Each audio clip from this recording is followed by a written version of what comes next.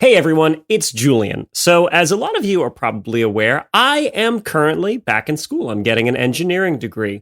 And what with finals coming and classes being in the home stretch, it's been a lot of work keeping up with my classes.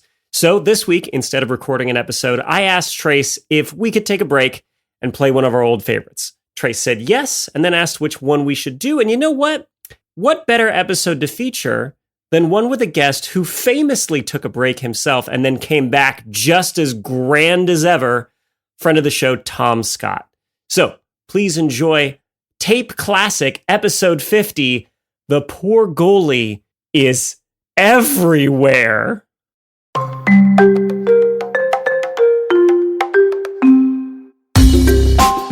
Hello and welcome to another episode of That's Absurd. Please elaborate the, I'd say 80% science, 20% comedy. No, that's too much comedy and science. That's too generous in both percentages. 10% comedy, 10% who knows?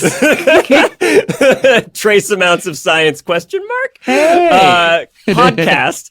Hosted by me, typically one half of the time, and then, oh no, I don't want to get into fractions again. There's going to be a lot of math in this episode. I can feel it already, but I'm usually one of the hosts, Julian Huguet.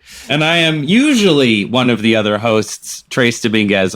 And we have an unusual host, a particularly unusual guest for whom we are very excited. You've known him, you've probably seen him around the internet. He's currently hosting another podcast that's much more tightly packed in its intro than this one, I'll tell you that. It's Tom Scott! Thank you very much for having me on the show, folks. And yeah, I'm lucky enough to just get a script handed to me for the opening remarks of that podcast. It makes it a lot easier. Yeah, nice. We write like a vague outline of what to expect, and then we put that in a shotgun and we fire it in the room, and then we pick up the pieces of that and hand it to our guests. So, oh wow, I thought of it more like you just write the words in a ball pit and you just jump in and whatever you grab, that's what you got. Although don't jump in ball pits. They're filled with really gross fecal material. Just don't do it. Just don't go on them.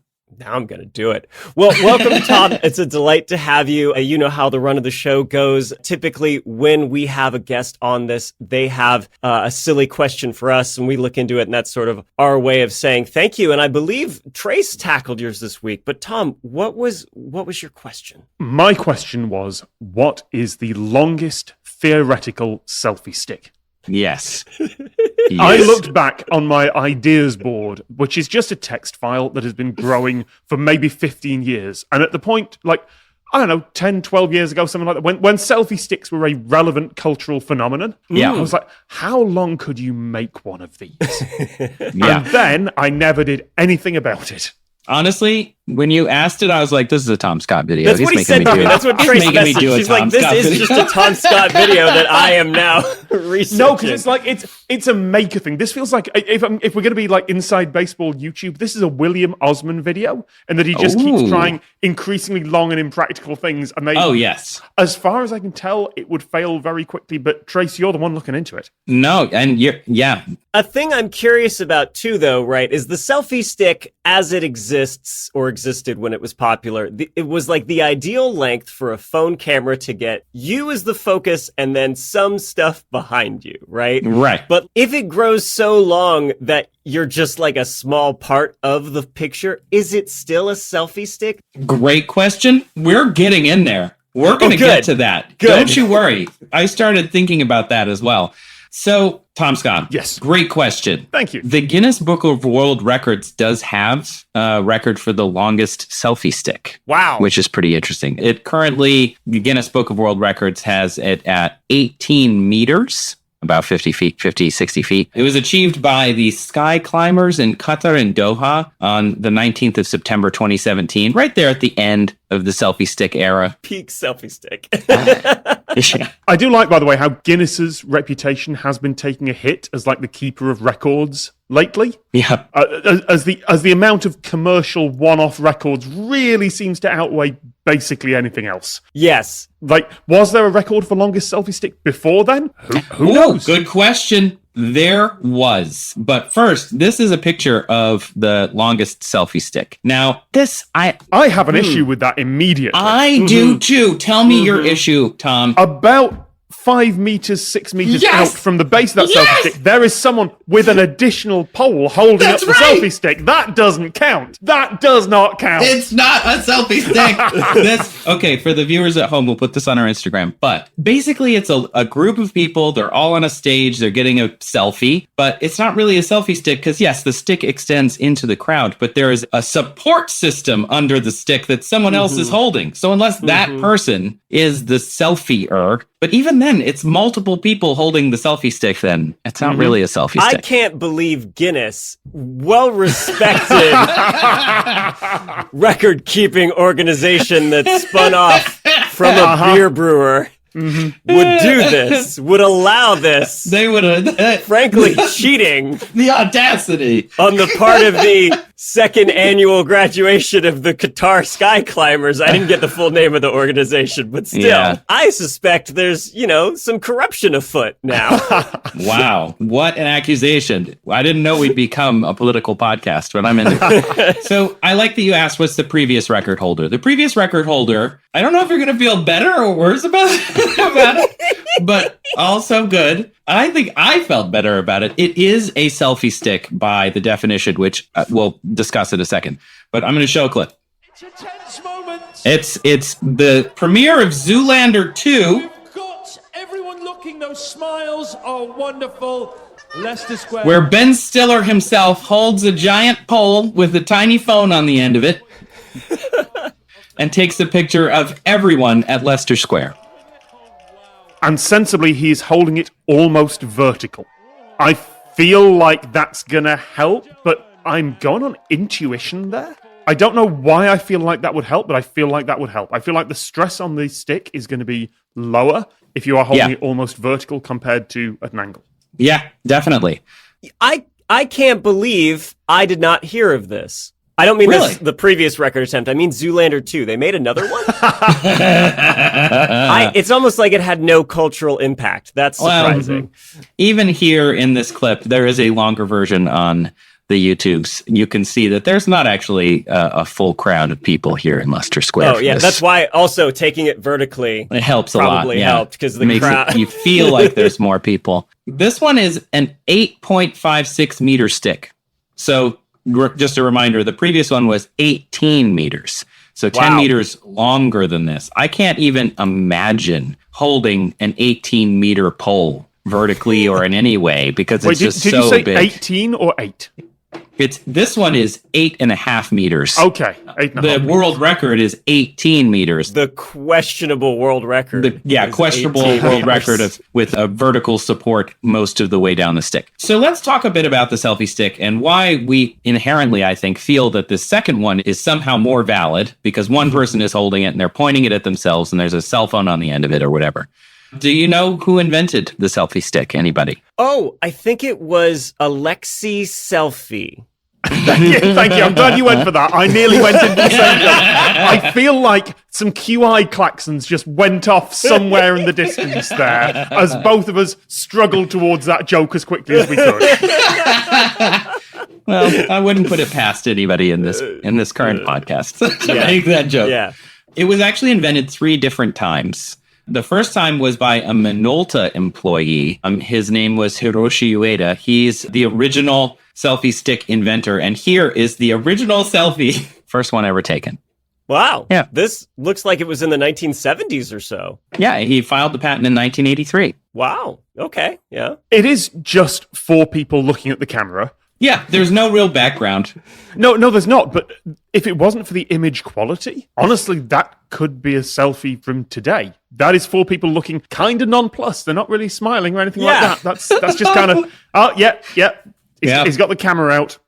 Assuming that is, there's a man, a woman, 2 kids there, I think, which would, it just has this air of, Dad's taking a photo again about it, which for the invention of a selfie stick is feels underwhelming as a response. I think it's dawned on him the torrent of like self-absorption that he's going to unleash on the world with this invention, and he's already sad about it. That's that what could I be. take. Oh no, what have I done? He's still alive. He's out there kicking still. And so this picture was taken because he invented the selfie stick and wanted to try it out. But the idea behind the selfie stick came because he was visiting the Louvre with his family. He asked a kid to take a picture of him and his family, and the kid ran away with the camera. Yep, that'll do classic it. mistake. Yeah. So he went back to work at Minolta and he created the extender stick, a metal extendable pole with a tripod screw on the end of it, just a regular, 3/4 for the or whatever for the nerds out there, and then mounted a compact film camera on it, attached a mirror to it. So because he obviously didn't have a screen on the front in 81 or 82 when he did this, and so you could see what the photo was being taken, and then had a little remote trigger so he could take the picture. That was in 1983 when he filed the patent, and he says he continues to use it, the actual original one, although it did not sell very well, and the patent expired in 2003. What he said to the BBC in an interview was, "We call it a 3 a.m. invention," which means it just arrived too early, which I thought was very nice of him to say. No, just a few years before smartphones really went mainstream. Yeah. Yeah, because selfie sticks really are of an era. They're of an era where everyone has a camera in their pocket all the time. Yes. But also, they don't normally have front cameras on them. Yeah. Like these days, people just hold the camera out at arm's length and there's a wide enough lens on there. Yeah. Back when selfie sticks were really a thing, phones had really bad front cameras and fairly narrow angle ones. Like these days, people just kind of hold it out at arm's length. Yeah.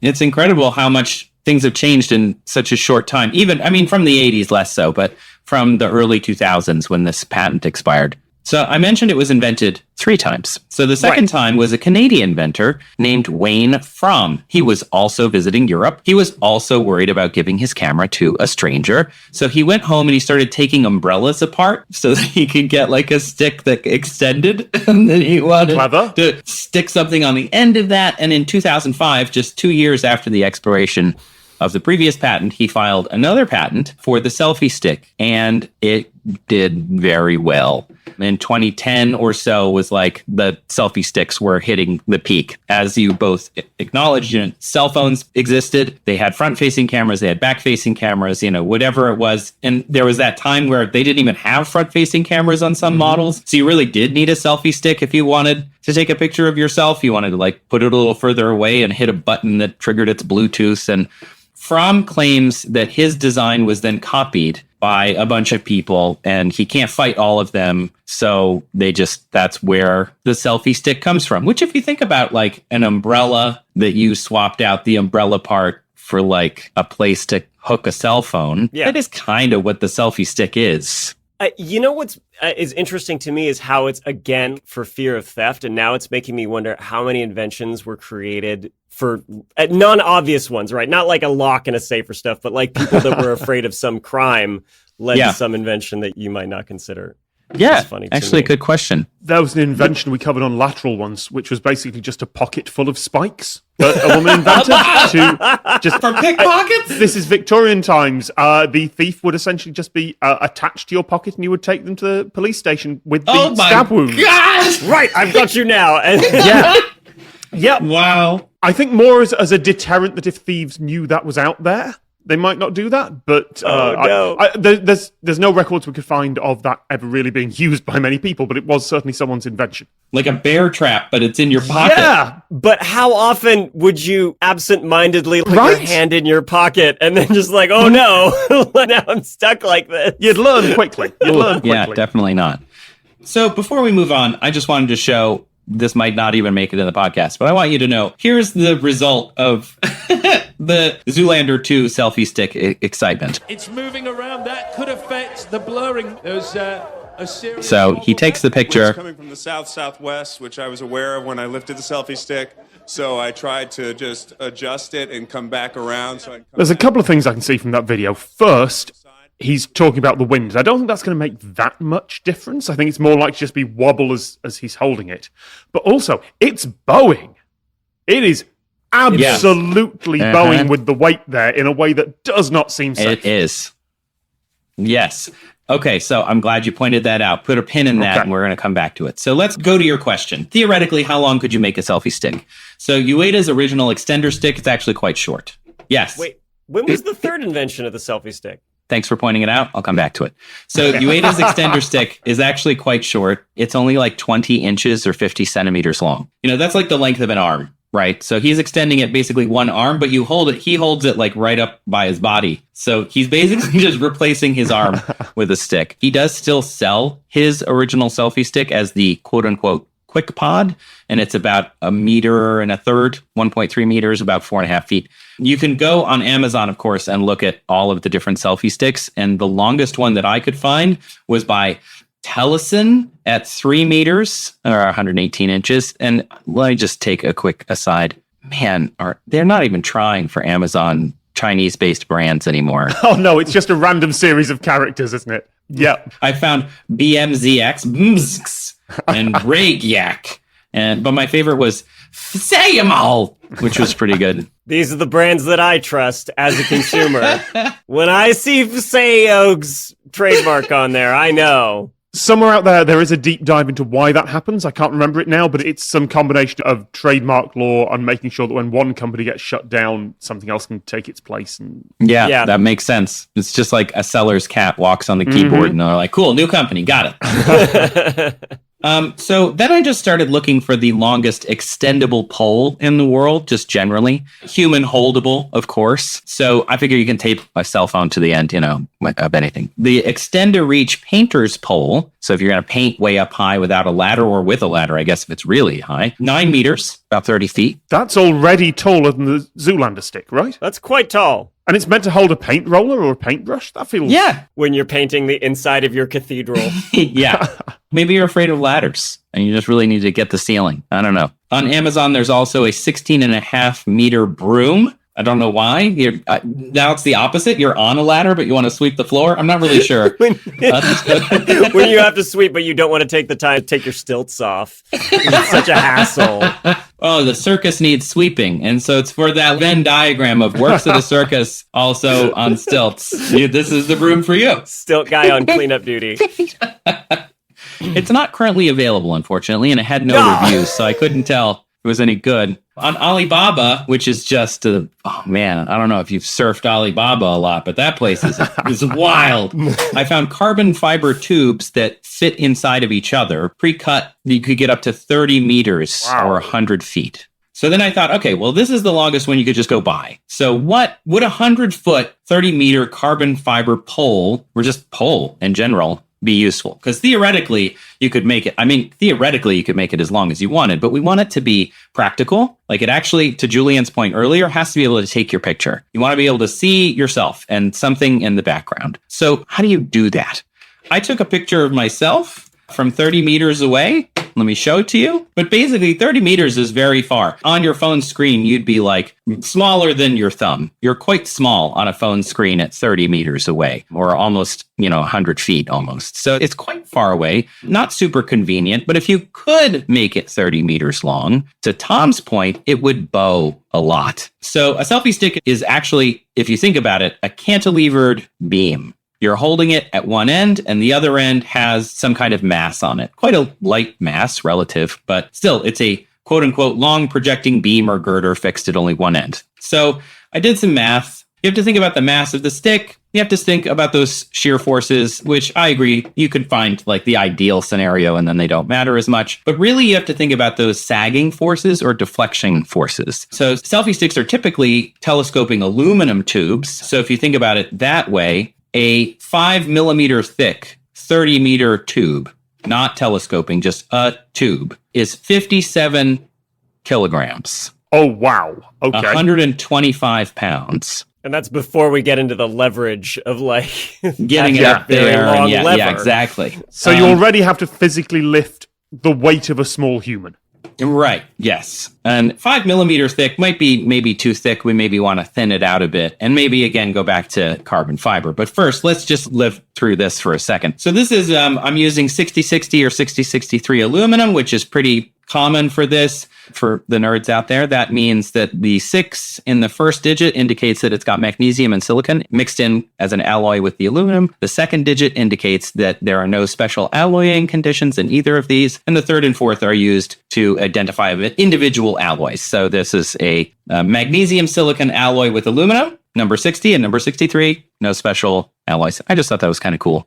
And there are lots and lots of different types of aluminum, from 1,000 to 7,000 different series used for different things, aerospace, marine, whatever. So this is like for consumer products. 57 kilos is as heavy as a beer keg, just about, or a giant Pacific octopus, or a toilet, or 2 Dalmatians. Julian, you see where I'm going with this, right?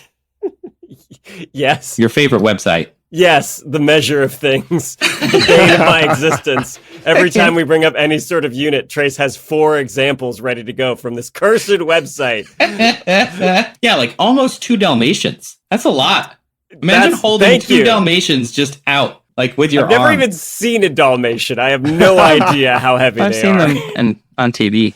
So that makes me think, no wonder they had another dude holding that super long selfie stick. It was probably really heavy, depending on what it was made of. The heaviest weight, and also in the Guinness Book of World Records, held in an outstretched arm. It was held for 2 minutes and 39 seconds by a Russian, Anatoly Ezhov. Any guesses how heavy that was? We're not talking hundreds. We're talking in the low tens of kilograms. Oh, wow. Okay. Like 20. That's it. He could hold 20 kilograms for 2 minutes and 39 seconds outstretched. That's the world record. And that's without bracing against yourself. So this is just... He's holding... In this case, it's not... There's not even a cantilevered pole. It's just a kettlebell. He's just holding a kettlebell out. So the question is, does it count as a selfie stick if you also have to brace it under your arm and apply leverage like that? Or like a tightrope walker, you just have an equal length going the opposite direction. Yeah, but then that's going to be twice as heavy. Yes, but you can take twice the selfies. So that's funny. Just saying, seems like a good investment. So in this case, let's say instead we use carbon fiber, a lot lighter, pretty rigid. So 2 millimeter thick, 30 meter carbon fiber tube, similar to the ones found on Alibaba, is only 21 kilos, or about 48 pounds. So similar to, say, 2 Dachshunds. Half a toilet. So still 2 dogs, but a much smaller breed. Thank you, like a small Dalmatian. One smaller Dalmatian instead of 2. For, a kettlebell, a 20 kilogram kettlebell. So similar in weight or mass to this Russian Anatoly Ezhov's world record. That was a 2-minute hold, then 21 kilos for a brief hold for selfie stick is within the range of strong people. Right. I would say maybe you could do it for a minute, 30 seconds, enough to snap a photo. If you just whip it up there, snap your photo, put it back down. And again, you're probably leaning it against yourself or the ground or something. Anatoly's holding that kettlebell weight, like all the mass is in one spot, basically, right? And the thing with this super long selfie stick is like the center of mass is way farther out there, so it has way more leverage on your arm. It would be so much harder to hold for a sustained period of time. Oh, I hadn't thought of that. Really good point, Julian. Yeah, it's not going to be treated as a point mass, is it? Yeah. So then it's going to be even less time, assuming you could lift it. Carbon fiber is way lighter than aluminum. So even though normally we would see aluminum selfie sticks, that's just because it's easy to make. Carbon fiber is more expensive, it's tougher to make. You don't want a, $200 selfie stick. You want a $5 one. And so to find the deflection forces, this is where I brought in ChatGPT, because it's just a more complicated thing to look up all of the different parts. So the deflection force formula involves force, length, the modulus of elasticity, the moment of inertia, the beam cross section, the actual material you're using. I used an engineering calculator and ChatGPT, and they generally gave you the same answer. It won't break if you put a 187 gram iPhone 15 on the end of it. However, it would flex or deflect or sag up to 6 meters. And the pole was how long? If it was 30 meters. So about a fifth of the pole is going to be, or at least, 6 meters of deflection in terms of its back and forth. So 3 meters from straight in any direction, it's going to be able to flex. You'd have to mount the phone upside down. Otherwise, you get pole in the way. Otherwise, it's like looking skyward. Yeah, I'm glad you brought that up too, because it's like, so sure, you could make a selfie stick 30 meters long and make it out of a very strong, very light carbon fiber. But is it really a selfie stick? Okay, so now we enter the philosophical discussion Yeah. portion. Like, what is a selfie stick? It's exactly what we talked about earlier, where it's like, you want to take a picture of yourself and some of the background. Like, if you would just want to, like, theoretically, the longest distance you could take a selfie without the stick involved at all. If you look at like an iPhone and you took a picture from 12 kilometers away, you would be a few pixels tall. Does that count as a selfie? Right? You have to be the subject of the photo, right?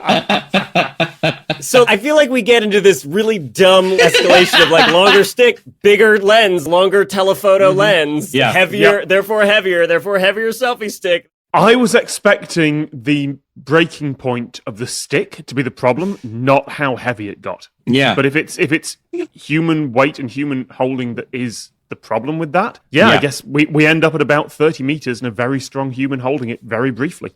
Yeah. And I think the more accurate answer really is just probably like 6 to 10 feet, you know, something quite light, something quite close to you, something that you already see. And this is one of those, you could argue, you know, the free market solved this problem, right? They probably had selfie sticks that were way longer or even shorter. And it turned out most people want one that's a few meters. But again, we're talking theoretically the longest one. So I think the longest one where it could be potentially practical is probably something like 20 meters or 30 meters. Anything more than that, you're not going to be able to really do anything.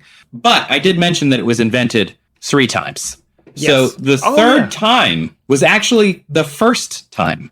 So selfie sticks became popular in the 2010s, right? Now the selfie stick is like Skibbity for the kids. Did I use Skibbity right? What? Skibbity is like a Gen Alpha slang. I was hoping this word would never come up. I don't know what it means. Good, bad, or evil. Really, it means, I don't know. I'm not 100% sure I used it correctly.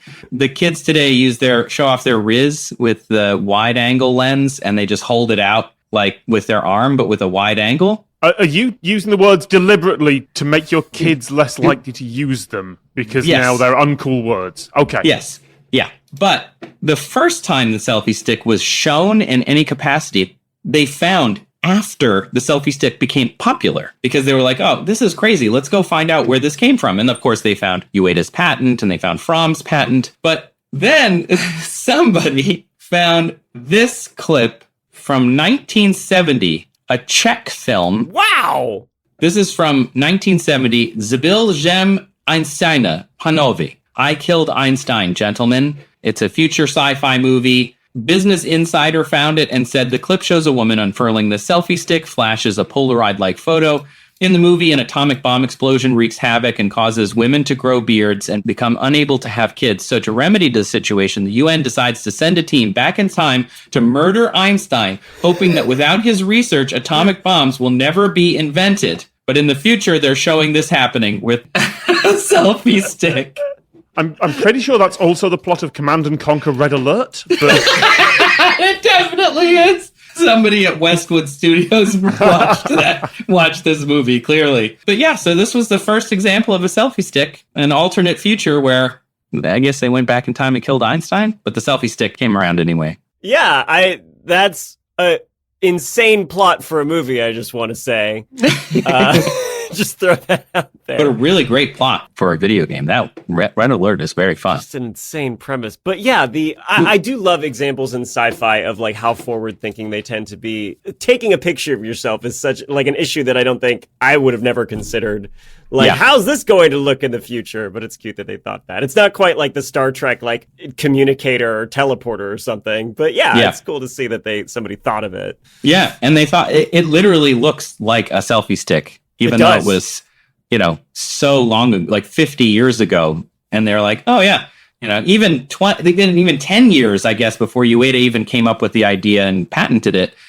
Whoever made this movie in like this Czech film was like, hey, tiny camera on a stick. It's like 5-6 feet long. Takes your picture. Because of the atomic ruination, pocketing and theft is rampant. So they had to. They had these sticks and they had spikes in their pockets. Yeah. Mm-hmm. The future sounds awful. And yet so familiar. So selfie sticks, theoretically, probably 20 or 30 meters. Realistically, I don't know. You have to kill Einstein to find out. That's the price. You're wearing an Einstein shirt. Couldn't have planned that better. So, Tom, I hope that satisfyingly answers your question, or at least, gets us in the ballpark. Thank you very much. Let's take a quick break and come back with another question. Hello and welcome back to That's Absurd, Please Elaborate. So, selfie sticks, they're weird, but since we're talking about sticks, how about hockey sticks? Oh, nailed it. Nailed the segue. Thank you very much. Julian, how do you feel about hockey sticks? Excited. Thrilled. Well, more so about the question, not the stick itself. The stick doesn't, it's an inanimate object. But I didn't think that's where the question was going. But the question that Tom's going to answer is very exciting and relevant to me. I actually play hockey. I play as a goalie. I actually thought before I got into science communication that I would go into hockey broadcasting. I worked for a professional team for a bit. I was my college team's broadcaster as well as backup goalie because I wasn't very good. So yeah, it's a sport that I have a lot of love for and personal experience with. And so when we were emailing back and forth about which questions we're going to pick, and Tom's like, oh, there's a lot of good ones. For some reason, this hockey, I was like, yes, do that one. Please do it. And I have no hockey experience, so I fully expect you to come and correct me on how things work here. But as you'll see, you said there was going to be a lot of math in this episode. I'm going to try and keep the math to a minimum, but there's definitely going to be some math required here. And there is a lot of kind of spherical objects in a vacuum going on. Oh, yeah. We joke about that all the time. Yeah, the perfect world that only exists within physics problems. But we've teased the question quite a bit. We haven't actually said it. What question is Tom actually going to answer, Trace? Well, this question comes from, they actually didn't say their name, but they said the parent of Steven. They said the email is mine, but Steven is my son. We just watched the Mighty Ducks 1992 movie, and there was a scene where a goalie blocked a puck and got launched backward into the net, and he and the net flew against the wall. We are curious about the physics of this. Why is it impossible or possible, and what could happen to the puck or goalie in the situation? There was another scene where the puck broke through the net. Would it be possible to hit a hockey puck so hard that when it hits the goalie, they fly backward through the net and hit the wall? All right, so unsurprisingly, the fun part of this question is what would happen to the puck and or goalie, but we'll get to that a little bit later. Because my first approach to this was just model this as a standard elastic collision. So this is your basic, honestly, middle school physics, I think, where you just have 2 point masses, frictionless surface, no air resistance, no anything like that. I did not look up the formulas to this and do them by hand. No one has time for that. I typed everything into the basic calculator, and I'm like, this doesn't make sense. I can't work out what these numbers make. It was saying it required colossal energy. And then I realized it's not working because I'm modeling an elastic collision. And this is where the puck bounces. Right. This is not the question. What we actually want to model this is a perfectly inelastic collision. This is what an old physics teacher of mine called a car crash collision, which is you have 2 objects, and then afterwards you model them as one object. Right. When they hit, in an elastic collision, they hit and they bounce off. It is like billiard balls. Yeah. It's like the most similar. Whereas, like you say, in a car crash, they hit and then they kind of smush together. And that affects the calculation and how the momentum is transferred between the two. And I also have to say, as a hockey goalie, you don't want to give up rebounds, right? Right. Yep. Goalie's going to try and catch this. And even if the puck were to bounce off or to drop, the puck is a tiny bit of weight compared to the goalie. We can model this as inelastic, and it's close enough. So some assumptions. I'm assuming a 90 kilo goalie, which is quite light, but give him the best shot at this. The puck is 170 grams. It's the heaviest regulation puck you can have. I'm still assuming that it's frictionless, no air resistance. You type those numbers into a calculator, and what you get is that in order to push the goalie back at 5 meters per second, which is a little bit faster than Usain Bolt can run. That's pretty fast. This is not something that any human could push against, but it's also not a ridiculous speed. It's a movie pushed back into the goal. Assuming all that, the puck is going roughly 2.6 kilometers per second, which is about 6,000 miles per hour, or Mach 8.6. Right? That is hypersonic. Okay, that is this was launched from a fighter jet. Oh, we got to talk about that a little bit as well. Like that is very, very roughly like geostationary orbital speed. Not exactly, like it's maybe half the ISS, and the numbers change a lot depending on how fast you want the goalie to go, how heavy the goalie is. You start putting other things in.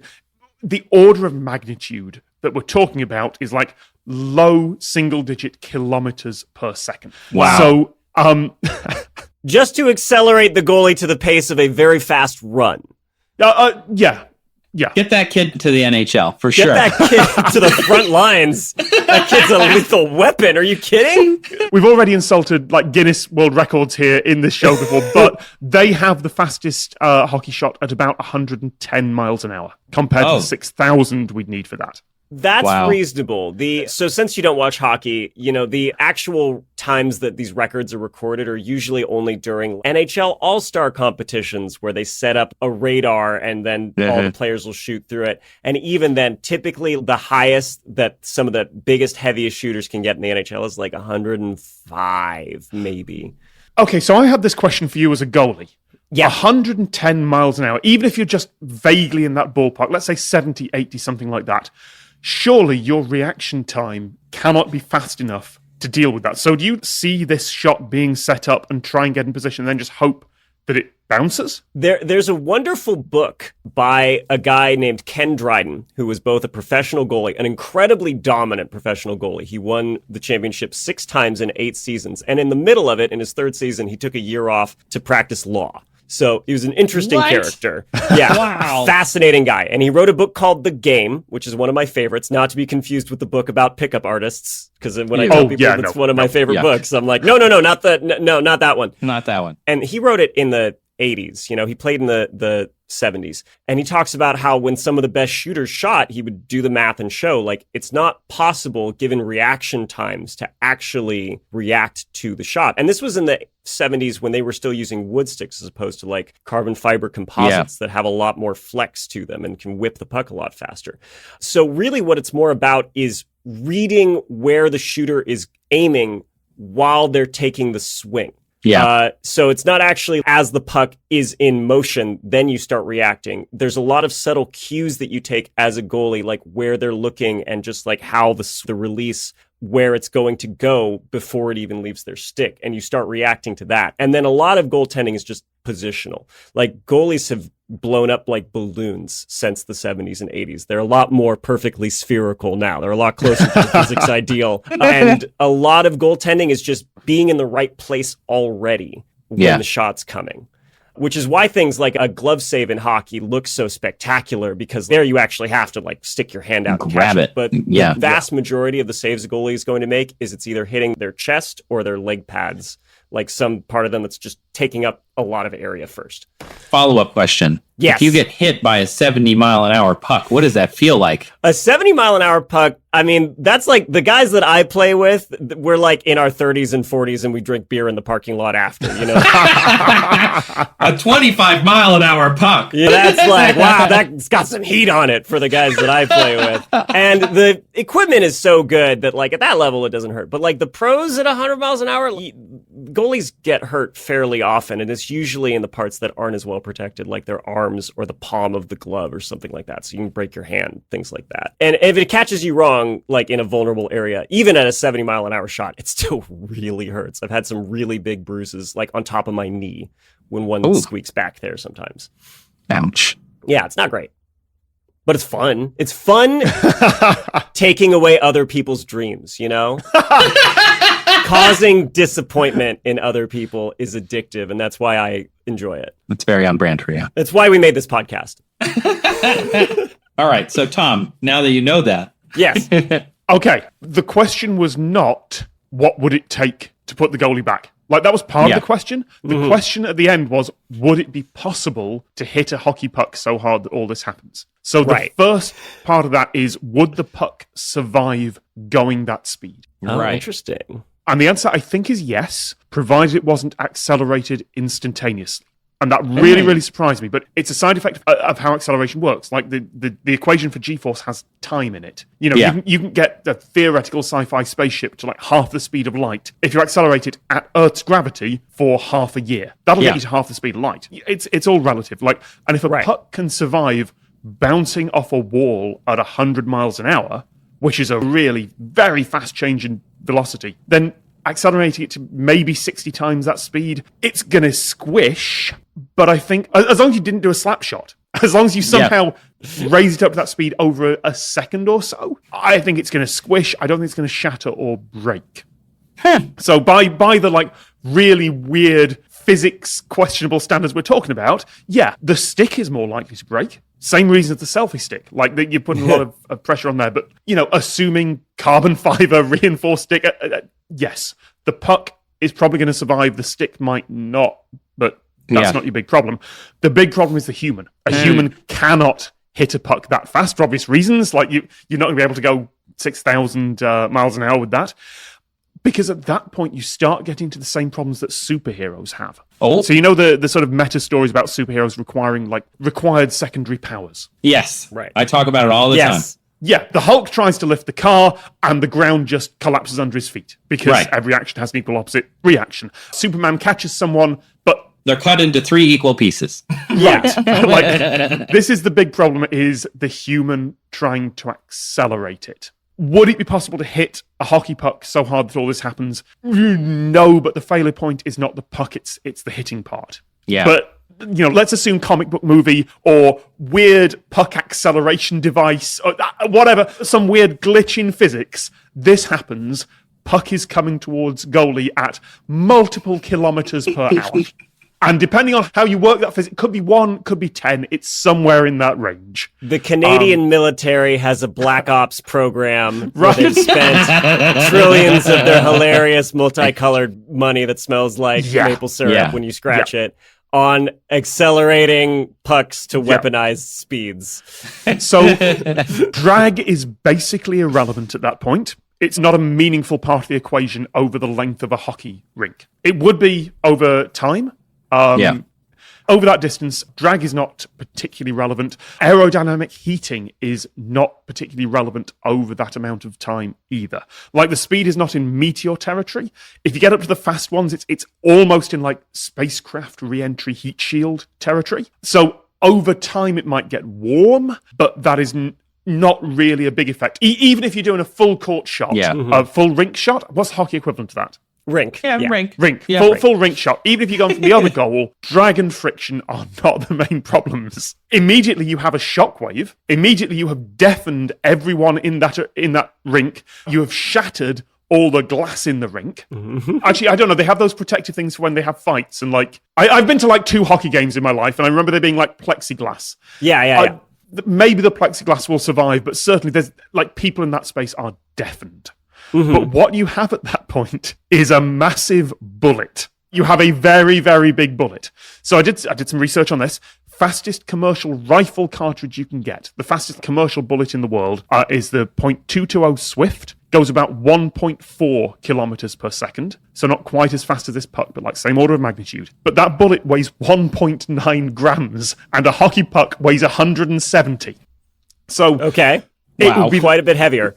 Yeah. So it would be like the goalie being hit by 90 of the fastest rifle bullets in the world simultaneously, going about twice as fast as they're supposed to, and they're blunt. This is no longer a kid's movie. So what happens when it hits the goalie? And the energy transfers. I'm going to have to make some fairly gross and kind of violent analogies here. So Stephen's parent, I'm going to try and keep this not too graphic and gruesome, but there is going to be a little bit of gross stuff in here. There is a wonderful quote by Randall Munroe in the What If. Like this feels like a what if question, right? This feels like it came out of the What If book. It felt like I was researching something like that. And Randall would do a much better job of this because obviously degree in physics, not linguistics, and I have never worked at NASA. But there is a wonderful Randall Munroe quote that is, you would just stop being biology and start being physics. Yeah. Yeah. So, like, never mind the initial hole that it would leave in the goalie, in the net, in the wall behind, Right. in the spectator, in the arena. I don't know how long it would take to stop. I think there's a plausible thing that it would turn to dust at some point. Yeah. I think it's probably not going to survive too long, but at that point, you still, like, the energy's still there. It's Yeah. existing as a cloud of shrapnel, but the energy is still there. It's going to go a long way. It's not even really an elastic collision when it hits the goalie. It is just an object at speed, briefly traveling through a more dense medium. Yeah, I was going to say, it's like, what was that? Yeah, right? And you know how I said Slightly that, colder air. right? Like, Squishier. in air, there'd be like a sonic boom, there'd be a shockwave. There was a Right. video by the slow-mo guys working with Kentucky Ballistics. They hit ballistics gel, which is Right. it's solid stuff that is basically the density response of human tissue, very, very vaguely. They hit that with a 48-gram bullet from an elephant rifle. So it's about a third of the way of a hockey puck. It's thinner, it's sharper, it's traveling much, much slower. And I would describe that impact as devastating. Yeah. It's just, unsurvivable. You see in the video, right, that shockwave that you're describing, like, spread through the ballistics gel and Yeah, just this is the expand thing. it So- and warp it. Oof, It's yeah. the energy transfer that's going to do the damage. And for the goalie that has just been hit by a hypersonic puck, just like back of the envelope calculations, I think you would be able to identify their limbs, but they may not all be in the same place. Right, yeah. Yeah. Yeah. You could tell because it has some of the equipment still, like, dangling from it. Like, Oh no. You are talking roughly the energy of a very small bomb suddenly hitting them. So the big answer to the question, like, would it be possible to hit a hockey puck so hard that it knocks the goalie through the net? The problem with that is not the equipment, it's the human parts. right. You can't hit that fast with any human means, and any goalie that takes that hit wouldn't survive the experience unless they have comic book level, like, ablative armor. This is the one solution I have to taking that, which would be to have so much padding and so much aerogel padding. Honestly, the only thing I can think of this is like that sci-fi aerogel substance that NASA makes that is incredibly light and incredibly dense. Create enough armor with that, fire it at a goalie, and maybe you have something light enough that would shift the goalie back at that speed. But I think you're talking billions of dollars worth of aerogel there. So I mean- the short answer to the question is no, but if anyone ever tries that for real, good luck. Wow. So that's funny. Yeah, like, the energy to actually accelerate the goalie would would explode said goalie. And the It's a puck. small bomb. And then it would be a is, goal yeah. anyway, is the tragic bit. This you is know? the- It'll be a goal. Like- You know what? Honestly, I'm now picturing this happening. Okay, you somehow accelerate the puck. We're going to say decimated, and we're going to use it in the way that it really means, the goalie, in some way where there's. It's killing 1 out of every 10 goalies. You've turned them into several 1/10 goalies. Yeah, I'm going to They've been say split 1/10 into- I wasn't of going to them. pedant you on the word decimate, but then please you do. said we're going to use decimate Literally. in the way it's literally meant, and that Yeah. is killing 1 out of every 10.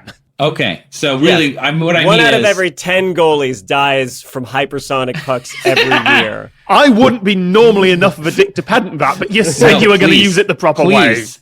Thank you for pedanting me. I appreciate it. And so there's a tenth of the goalie left, say, and then I can just picture all of this happens. Everyone is deaf, but the camera, of course, because in this fictional film is not. And and the red light just goes. Well, the camera was and on a everyone very is long stick. screaming, and the far ice away. is shattered, and the building's roof falls in, and like. Well, yeah, and then so part of the question too was like, would the net stop it? And honestly, no. No, and then no, the, it wouldn't. the No. plexiglass behind it, no. So then the person, I think by the time it gets to the audience, it still has enough energy to be catastrophically fatal to the people behind to some the people. net. The one thing I don't know is whether the puck would survive the transition through the human. There is a chance that the energy is still going to be there, but if it fragments as well, which it might, then what you actually have is just an extremely energetic and gory geyser of human and plastic goo. and net. yeah. And Does that break the net, or does that just splatter the net and import force? I don't know. At that point, we need physics simulations I do not have access to. I bet it'd be catastrophic. Oh, yeah. Oh, I yeah. mean, if I had to place money, on how the Yeah. physics simulation would shake out, and it's like, did the spectators get atomized still? And be like, yeah, a Mach 8 puck? A Mach 8 puck. There is the channel Corridor Digital and the Corridor Crew on YouTube Yeah. who have a series where they make PG-rated movies R-rated. And as someone who doesn't particularly like blood and gore, I don't like that. I don't need to see Home Alone with actual gruesome injuries. But it does occur to me that they could probably mock up the Mighty Ducks. Or the Mighty Ducks. Yeah. Yeah. Right? And just like Goldberg just getting pink misted. Yeah. Ah, Oh. what have you done, Charlie? I just wanted a new dad for my Yeah, mom. yeah, I know. Oh. Emilio Wow. Estevez takes up drinking again, which was the premise that got him coaching the kids' hockey team in the first place. Anyway. I think the coolest part about this, other than all of the disgusting craziness, is that the sonic boom would probably like fracture the ice. Like, what a an interesting picture that would be. Because the ice would have to absorb that force. And, ice is pretty flexible. It's funny because it's for a wacky movie, it's like a Yeah. bit, but like the actual physics involved are so extreme that like sitting here pontificating, none of us can actually fathom No, like, what it would be like absolutely not. because It it's would- so insane. It's so bad. Although, Yeah. the follow-up question that Steven's parents sent in, there was another scene where the puck broke through the net. Is this possible? That Not seemed at, like- way less fun to look into, so I did not do that bit of the question. Sorry. As somebody who watches a lot of hockey and plays hockey, like that already happens at Right. human speed. I was going to say, that seems like human speed. It has happened, right? And it's just one of those things of like, it's got to hit the net perfectly to channel through the biggest gap possible, and the nylon has to be already weakening, and but you don't need to go Mach 8 for that to happen. Like in all Right. the hockey that's been played, But if you can, it will go through. it will help. You don't have to go Mach 8, but it helps. Wow. Well, thank you, Tom, for answering that question, because holy wow. Steven, don't Now do it. 70 miles an hour from a 40-year-old Hollywood accountant that I play with does not seem as bad. So that makes me feel a little more confident. So thanks for that, by comparison. So thanks, Tom. All right, let's take another break, and we'll come back with our last question of the episode from Julian. Okay, everybody, welcome back again to That's Absurd. Please elaborate with Tom Scott and Julian and me, Trace. And so far, we've talked a little bit about how you can murder someone using hockey, how you probably won't be able to take a selfie if the pole is too long. And now we're going to learn something new. Julian, what is your question? So my question was actually, this is an auspicious moment for us. It was chosen on our Patreon. Yay! So, Tom, we recently launched a Patreon, and the perk that anybody who joins receives is they can vote on a poll. Trace and I have been basically inundated with questions. We don't know how to pick them sometimes, and we said, you know what? This is a crowdsourcing problem. Like, let the masses decide. So we threw this up. We had some subscribers. It was briefly a 4-way tie while the Patreon was nascent, and there were only a handful of people voting, so that was a little worrisome. But at literally the last possible day, we got a tie-breaking vote, and the question that was selected was, what if the moon was actually made of cheese?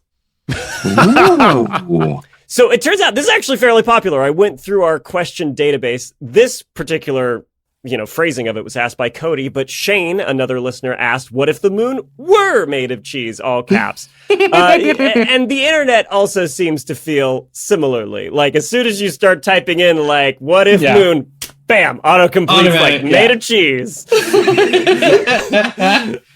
Well, that's fun. Cody and Shane, they both add some context. Cody says, we've all heard the myth about the moon being made of cheese. What if it actually was? What would the environment of outer space do to a solid ball of cheese the size of the moon? What effect would this have on Earth, if any? I leave the type of cheese up to you. And Shane, Gracious. Shane wants to know more about how it would taste, this moon cheese, and also asks, what kind of cheese would it be? So I started there. And I figure we should go with the popular myth, right? And therefore, we should start with, like, where did this come from?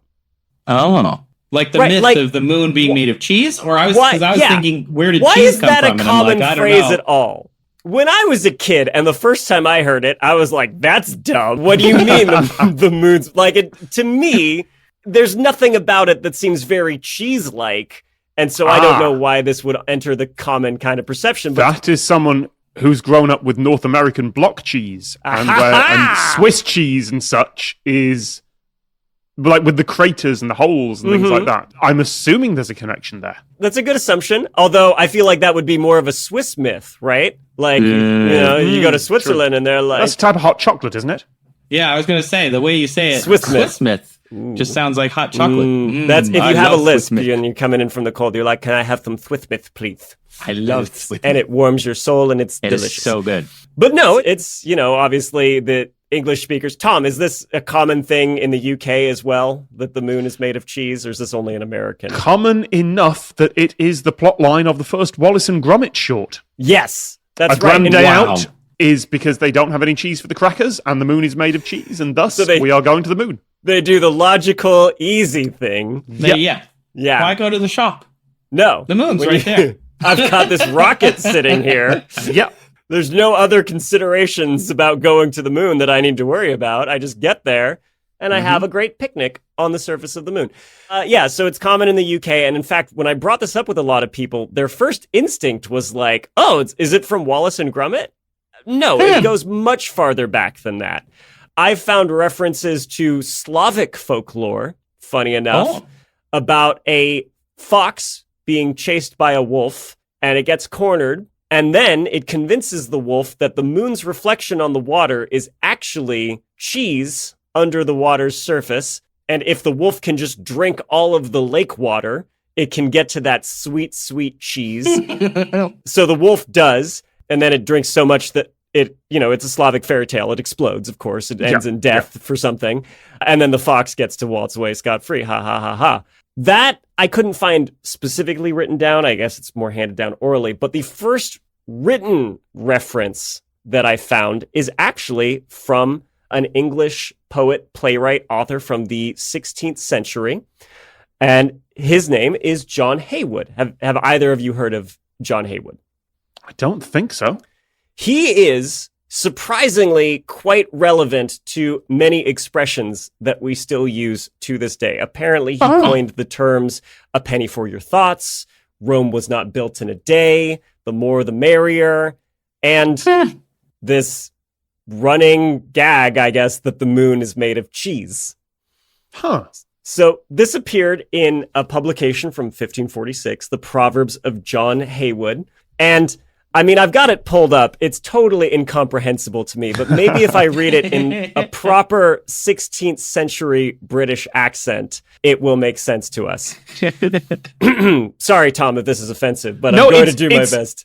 It's not that. It's that if you're talking 16th century, that is towards the first half of the Great Vowel Shift. So a lot of it won't make sense because the letters that you are seeing written down may not represent the same vowels that we use now. Interesting. There have been people who've put on Shakespeare plays in the original pronunciation with the original vowels in there. And there's a whole load of jokes that suddenly come to the surface. There are literally dick jokes in Shakespeare that only work with Shakespeare's pronunciation and Shakespeare's vowels. Well, I assumed the name Shakespeare was a dick joke. Like after you go to the urinal. Oh my God. Yeah. No, you're right. Never going to look at old Willie the same. Willie Shakespeare. There you go. Yeah. All right. Ye have many godchildren to look upon, and ye bless them all, but ye base but one. This half shooth what the whole meaneth that I mean. Ye fetch circumquakes I didn't know. to make me believe. I didn't know John Heywood was from Kentucky. Or thinks that the moon is made of green cheese. I'm sorry, we had another episode with Ben Bolin where he told us that Old English sounded more like the Appalachian accent. Oh, the annoying thing is you're not wrong. I'm mocking it for sounding like a combination between someone from Kentucky and a radio announcer from the 1920s. But the trouble is you're probably closer than I'd like to admit there. I had a feeling this would get your goat cheese. Okay, now while we were all agonizing over my 16th century British accent, we missed that basically his sentence is, you'd make me think that the moon was made of green cheese. Green cheese. Green cheese. Green. Ringing a bell in my head. I couldn't tell you when or where in my childhood I have heard that before, but I think I have heard moon is made of green cheese before. Yeah. Mm-hmm. And green in this usage does not mean the color green. It means new cheese. It means just made cheese. It means cheese that has not been matured. It means Queso fresco. Yes, thank you. I couldn't think of a variety of cheese that is not particularly matured. But yeah, that is correct. So green cheese is cheese that it still needs time to sit and age, or maybe get some more of that whey, which is like the liquid component of cheese, like smushed out of it or evaporated or something like that. And it's bright white, and it's often packed in a circle while it sits there. And so kind of looks like the moon. Yeah. Bright white, circular, squishy. So the moon. Because it's green cheese, that still doesn't really tell us what type of cheese it's going to become. Because Right. I did a lot more cheese research in this than I expected to. But, the process of making cheese starts with, first you pasteurize it, right? You heat it up and kill all the bacteria that you don't want in there. And then you culture it. So you add some microorganisms that are going to break it down and ferment it. And depending on the culture, that will change the type of cheese that you get at the end of the process. I once filmed at the Swiss Library of Cheese Cultures. There is a Swiss government-funded laboratory that has the canonical archive of what the Swiss cheeses should be made with, and they have to create test cheeses, and it's a whole... Oh my gosh. They're guarded. They are essentially a Swiss national secret. Amazing. I've always wanted to hold the original kilogram, but I feel like this cheese library might be better. I think it would be better to go there, yeah. But like you said, it's the culture library, right? So the microorganisms that they use when in this process. And then they add something called rennet, which is proteins that help actually break down and curdle the cheese. And so it starts separating into cheese curds, the solid part, and whey, which gets drained off. But then even when you're left with big chunks of curd, there's still a ton of moisture in there that you press out. You put it in like a cheesecloth and a big press and just squish it all out. But green cheese is still immature, like you said. So I decided that's going to be what our cheese moon is made out of, and go from there. So I was looking into, like I said, a lot of cheese research. There's an amazing amount of literature on cheese. There's even the Journal of Dairy Science that goes into cheese densities and composition. And I tried to figure out, okay, what's a good density estimate? I figure, well, if it's still green cheese, it's got a lot of water composition. I also looked up densities of other cheeses, and I got that it's like cheddar, according to the USDA, from what I found, is like a little more dense than water. It's 0.07 grams per cubic centimeter. Water's 1 gram per cubic centimeter. And I said, okay, if we assume that the mass of the moon is going to stay the same, because I frankly just don't want to deal with figuring out tides and changes like that. Yeah, I'm going to take, as we've coined it now, the coward's way out on this show sometimes.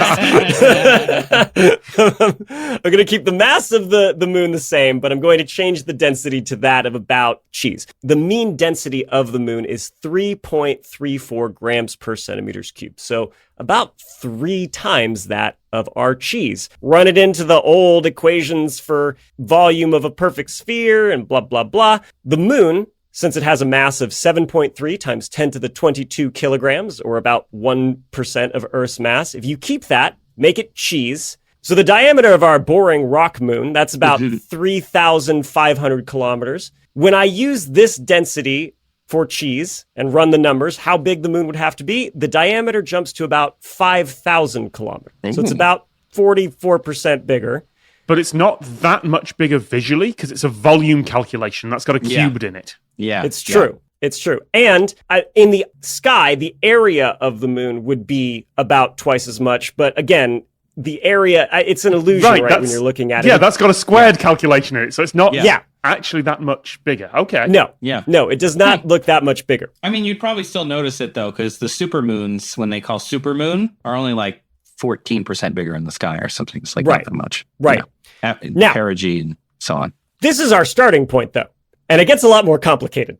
Okay. Because we have green cheese that's got a lot of moisture in it, and we've put enough of it in one place that it forms into basically a spherical object, right? Oh, gosh. Well, Oh, the no. way we get rid of a lot of this moisture in green cheese is pressing it. Well, you've effectively got all this cheese. No. Thank you. I was gonna pull you up on the average density thing. Okay. Oh, yep. Don't worry. I thought of these things. Listen, Tom, we've never met before, but I take these things seriously. I can tell. I don't just say the moon would be a bit bigger in the sky Yep. and call it a night. Yep. No. Okay. That's true. I did not mean to imply that. Okay. I want to I be would. clear here. I would imply that. Listen to me, Tom. I care, okay? So, Wow. we've got our moon of green cheese. If we presto changeo magic it, because otherwise the implication is we have a lot of cows making an insane amount of cheese that we then shoot into space for some reason. So I'm just going to wave a little magic wand. Yeah. Otherwise, we're doing the how big would a Lego sun and be like, well, how long would it take to make all a Lego? Magic. Okay, no, I'm not going to do that. I don't think there are enough cows on Earth to make a moon cheese. So we're going to just make this moon cheese. Well, now we've got all this mass compressing our green cheese, and we're going to start squeezing the water out of it. And it's going to start just as it does with cheese, right? Like moving towards the surface, because as we mentioned, the cheese curds themselves, they're a bit denser than the water. So you're going to get a moon that for a while has water on the surface. The whole surface, everywhere. Right? It's just liquid. It's just a big water world up there. Cool. And an increasingly dense core of cheese curds. Right. Yeah. Right. That are getting So- some real temperature and pressure in the center there. Oh, yeah. Mm-hmm. Quite a lot. But at some point in that gradient, there is perfectly melted cheese. Correct. I want a nacho chip for Furthermore, that. and this is spoilers a little bit for the surface of the moon, but first we have to get there. Okay. So you're going to have water on the surface, but you're not going to have the ability to retain an atmosphere, right? It's still, because it's the same mass, the gravity is too low. So you're going to get this water boiling off Yeah. in short order, right? It's going to all get squeezed out. And then within not too long, like months, this water is going to evaporate. And then you're going to be left with a much drier cheese. So it's not going to be green cheese for long. Yeah. Now, just to be clear, in case people aren't aware, because there's no atmosphere, right? The atmosphere is rarefied on the moon. If you were to just have a cup of water, because there's no atmosphere holding it there, it boils. The boiling, it literally just boils. That's hard, I think, for some people who don't think about space a lot to really grasp. And then my brain goes, well, won't that give it an atmosphere? But no, there isn't enough gravity to hold the atmosphere there. So it will slowly but steadily just kind of fly off into space and just become interstellar medium. Yeah, Right. and Earth would pull some of it back to Earth, and the solar wind would blow some of it, away into space. And But long story short, the water is gone eventually. right. Yes, that's why Mars doesn't have an atmosphere as well. Yeah. We get a denser, and therefore I wanted to avoid, the doing math on moon gravity, and we can't.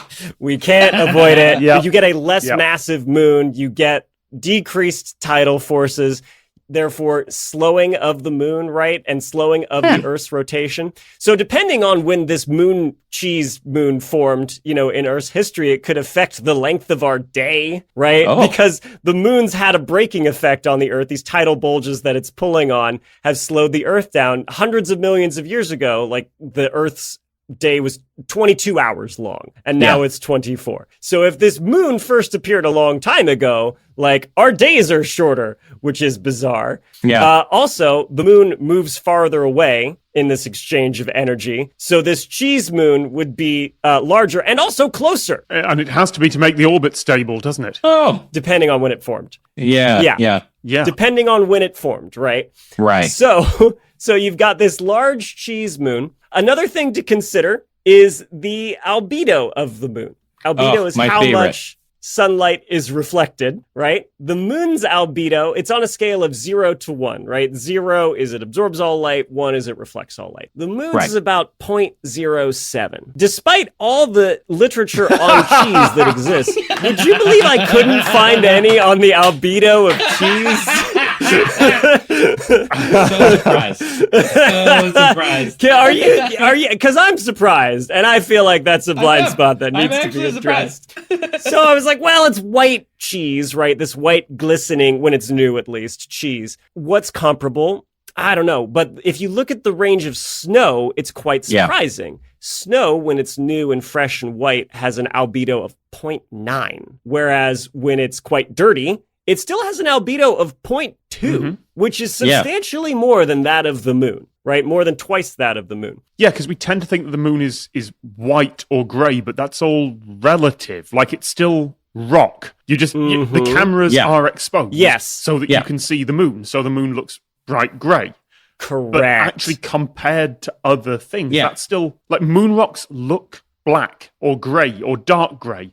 There's 4 or 5 places in the world where you can see moon rocks and maybe even touch one, and yeah, it looks dark compared to all the things around it. Yeah, because it's just rocks, right? There's no bright. Well, there are like white cliffs of Dover, but they're rare. You know, they're usually gray, and like again, it depends on which part of the moon you're talking about. The basalt that forms the mare is quite dark, but even the lighter gray stuff, it's still, in relatively speaking, is gray. It's just against a black backdrop, and it's the only thing being illuminated. Right. So yeah, it looks really bright in the night sky, but it's not that bright. And compared to cheese curds, quite dark. Quite dark compared to cheese curds. So now you've got a moon that's larger and much brighter at the very least. At the very least, twice as much light. And I did, like I said, lots of internet people wanted to take a crack at this. And my favorite thing is one guy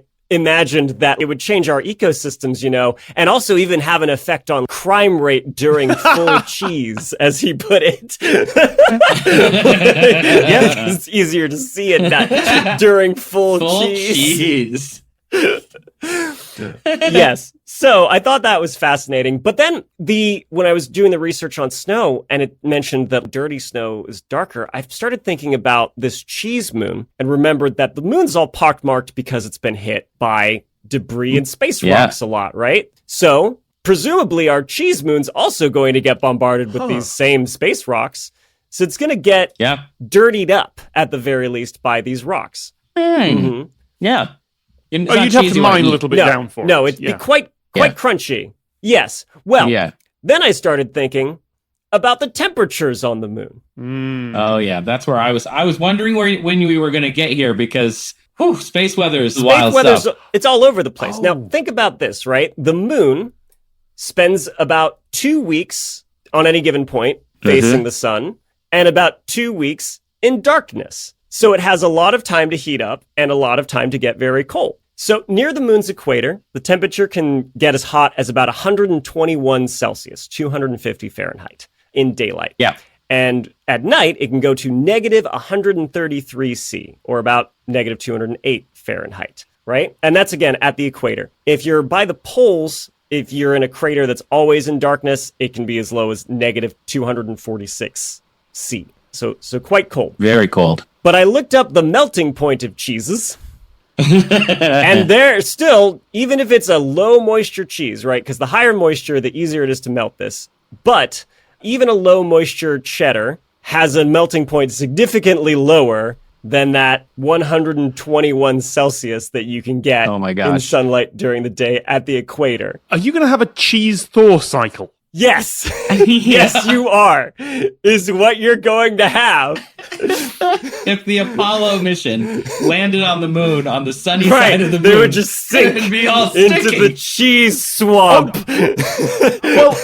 Okay, but I'm gonna slightly temper that, because it's gonna be like at that temperature, like a boiling swamp of denatured protein, and every time that happens, more moisture is going to boil off into the atmosphere. So it's going to get harder and harder and just end up as a ball of pure casein protein or cheese proteins, I guess. Yeah, caseins. Yeah, exactly. So again, this depends. Like if we snap our fingers and turn it into green cheese today, right? It'll go through these cycles of like oceans and then boiling off and then the cheese bog stage until eventually you get these proteins. But what I thought was fascinating about the cheese bog stage, if it's still getting bombarded by these rocks, or let's say it just had them already in it when it transitioned, they're going to sink down to lower layers of the cheese. And yeah, you'll get cheese fountains when they hit. But also when these thaw cycles happen, right, it'll smooth out that surface when it freezes. Oh, you won't have again. craters. So you'd actually have a much right. So it wouldn't look like the green cheese that we jokingly say the moon looks like.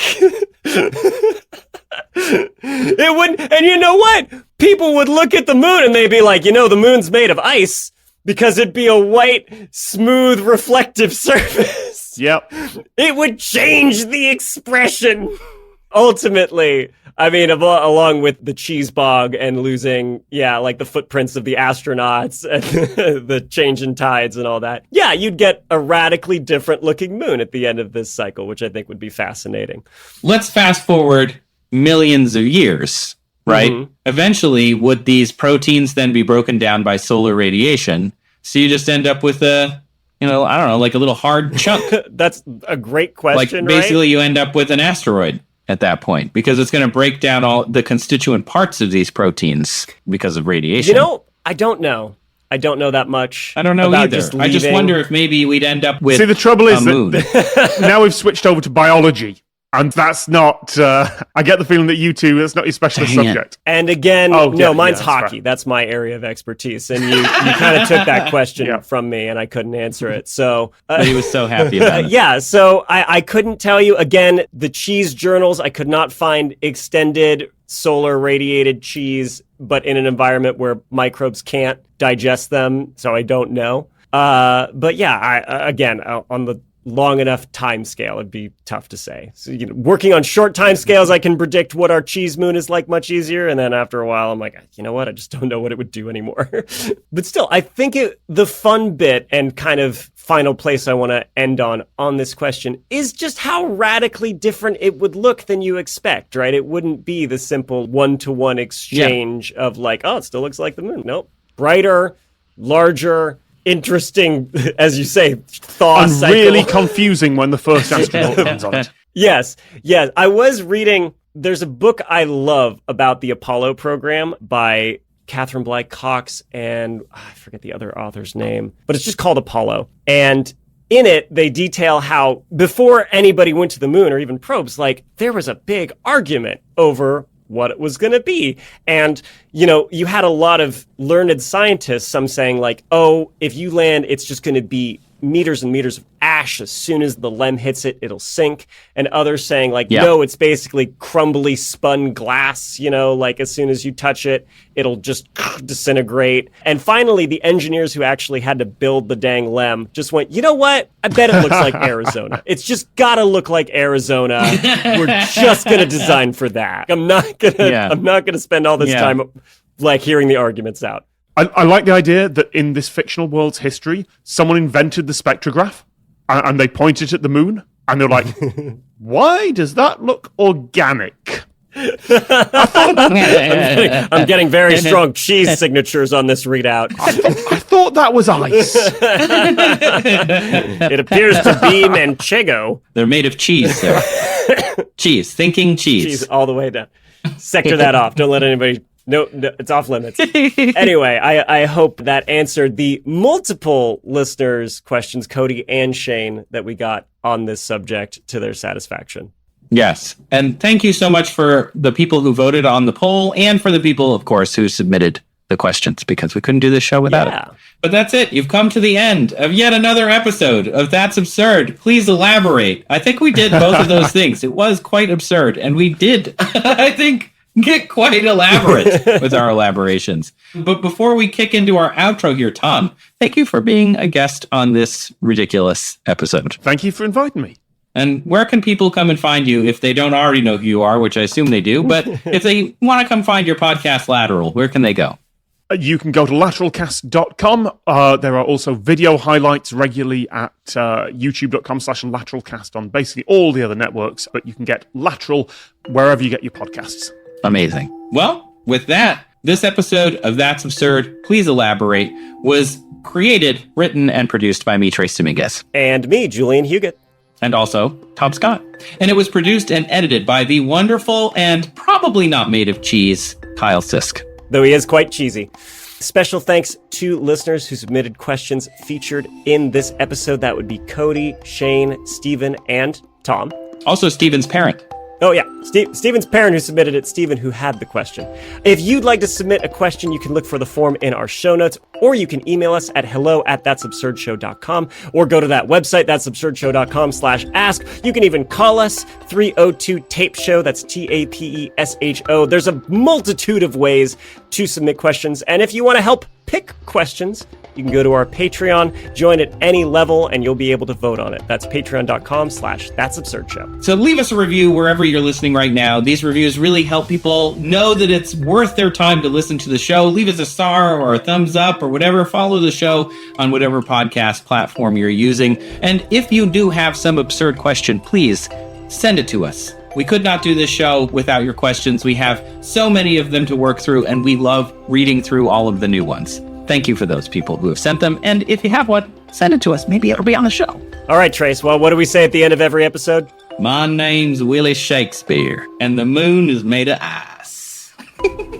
At a certain point, it's a selfie poll.